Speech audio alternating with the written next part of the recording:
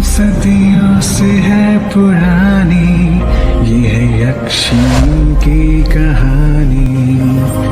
यक्षिणी एक आग है, यक्षिणी तेरा ख्वाब है।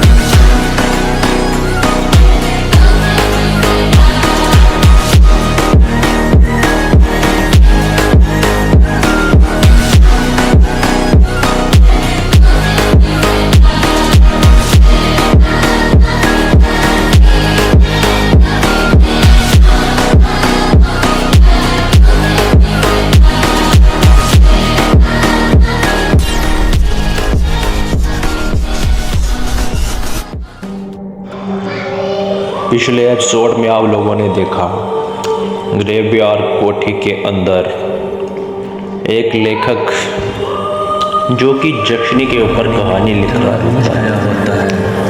लेखक विराट के बारे में बताते हुए लिखता है कि विराट अंधेरी रात में नदी पार कर रहा होता है।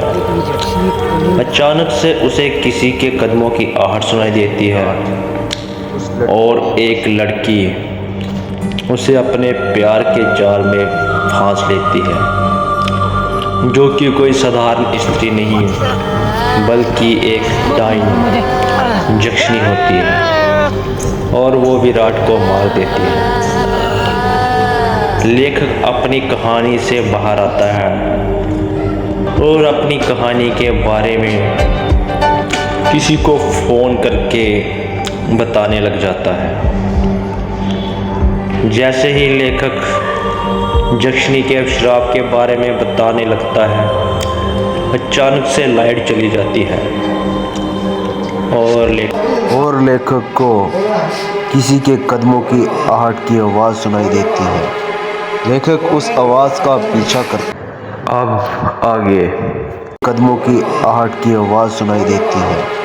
लेखक उस आवाज़ का पीछा करता है।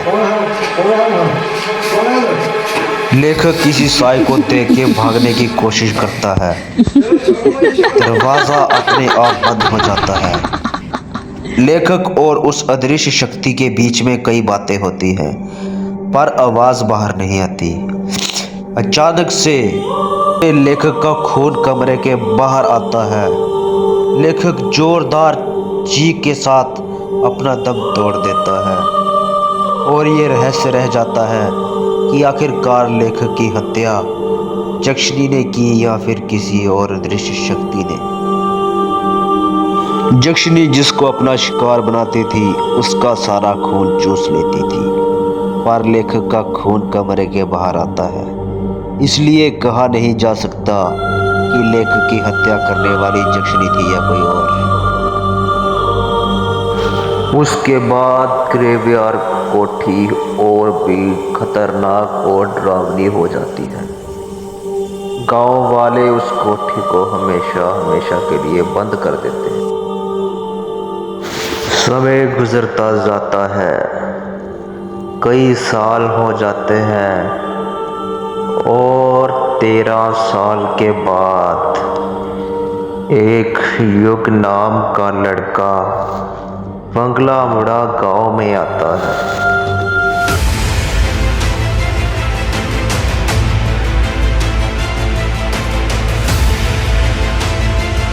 13 साल बाद एक युग नाम का लड़का बंगला मुड़ा गांव में आता है। बंगला मुड़ा गांव जाने के लिए उसे काला झाड़ी जंगल पार करना होता है, जिसका रास्ता वो भूल गया होता है।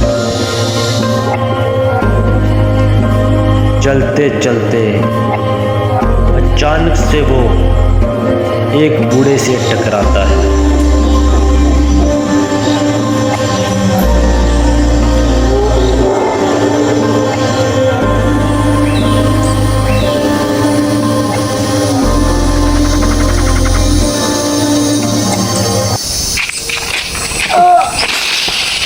अरे बाबा, अरे बाबा लगी तो नहीं आपको? नहीं नहीं बेटा नहीं।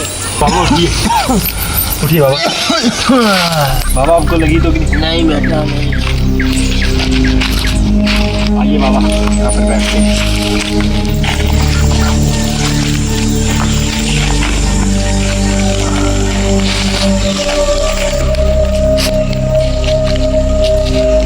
मुझे माफ करना बाबा, मेरा ध्यान नहीं था।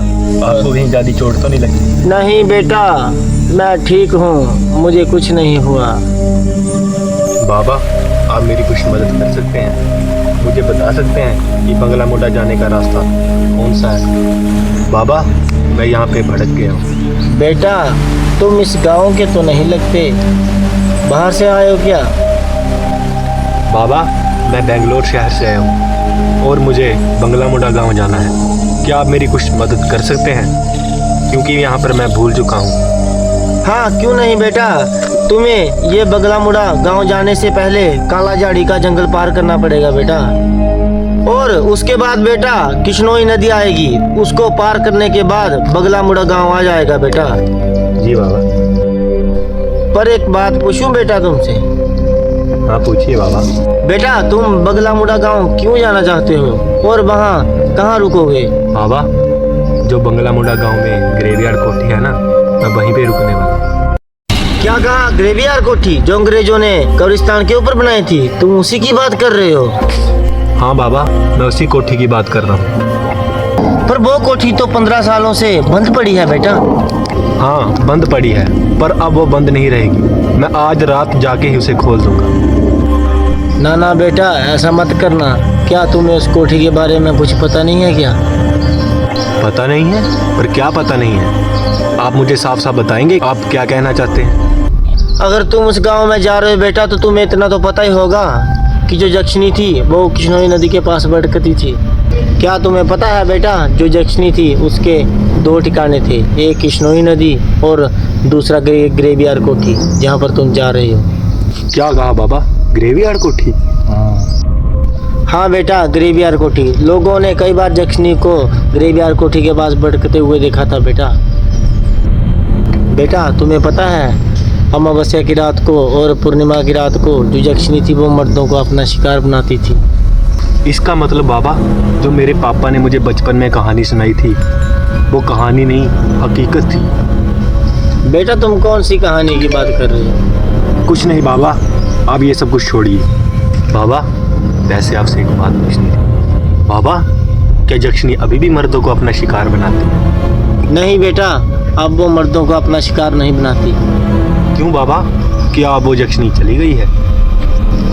बेटा, वो गई नहीं है, वो शांत हो गई है। शांत हो गई है मतलब?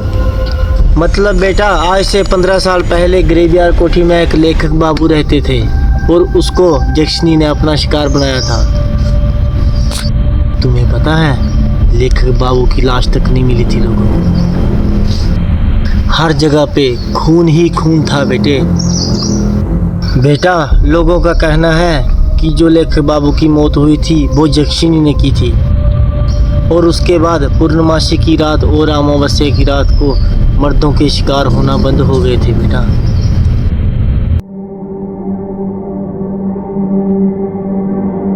तुम लेखक बाबू का नाम सुन के उदास क्यों हो गए बेटा?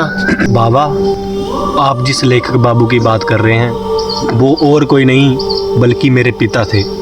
क्या? इसका मतलब तुम लेखक बाबू के बेटे हो?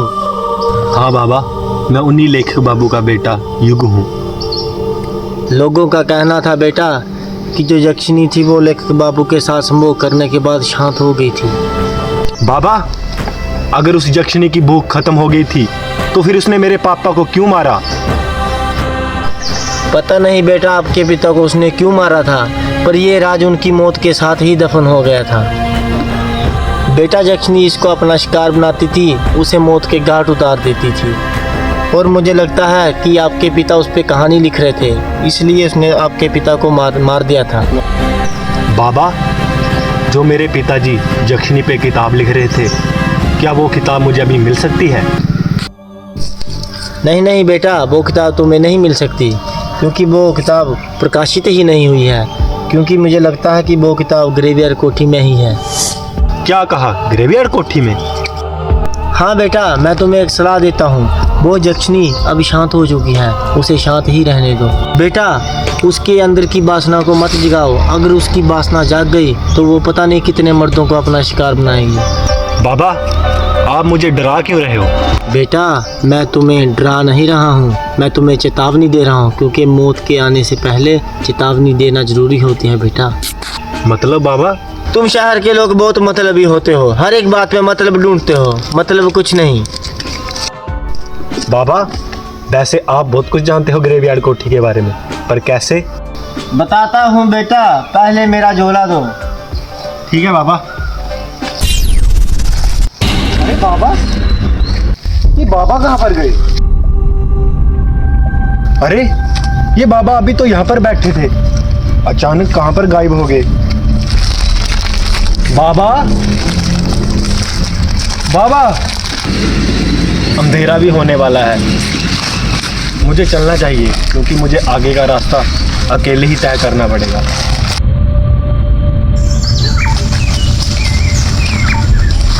अचानक से वो बूढ़ा गायब हो जाता है, पर युग इस बात का ज़्यादा वहम नहीं करता है, क्योंकि वो इन सब चीज़ों को नहीं मानता।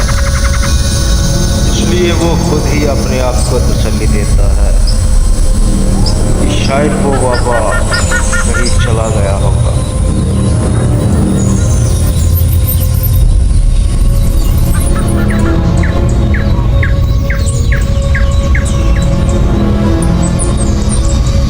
सदियों से है पुरानी ये है यक्षिणी की कहानी।